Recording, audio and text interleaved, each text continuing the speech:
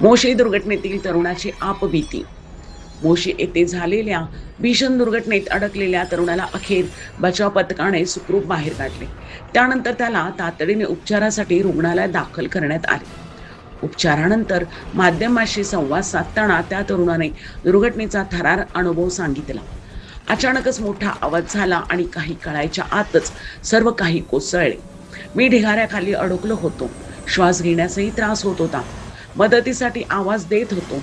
काही वेळाने बचाव पथकाने माझ्यापर्यंत पोहोचवून मला बाहेर काढले.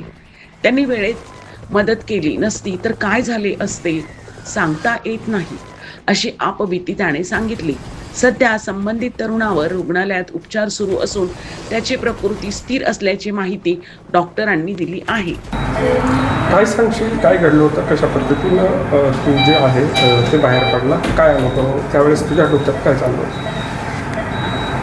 मी ज्यावेळेस दबलेलो होतो, दीड पावणे 2ची वेळ होती, तेव्हापासनं 10:30पर्यंत माझ्या पायावरती ते वजन होतं स्लॅबचं. सगळं काही वाटत होतं कोणीतरी येईल. ती टीम आली पण होती, रेस्क्यू टीम आमच्याकडे 7 वाजता. पाणी वगैरे देऊन गेले, ते एअरबॅग ठेवून गेले. पण त्यांनी ती कंडिशन बघून ते बोलले की आम्ही येतो. पण ते त्या मदत कार्यास त्यांचं चालू असल्यामुळे त्यांना येणं जमलं नाही, आले नाही. शेवटी फायनली मी वरती गेलो, त्यांना आवाज दिले. माझे 2 जण अडकलेले होते खाली. त्यांना म्हटलं तुम्ही खाली या, त्यांनाही वाचवा.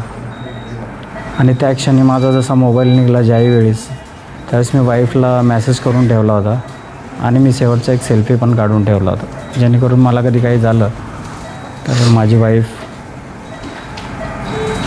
एवढंच, जास्त तर मला इमोशनल जास्त बोलता पण नाही येते आता यावेळेस. पारस मुथा यांचा रिपोर्ट.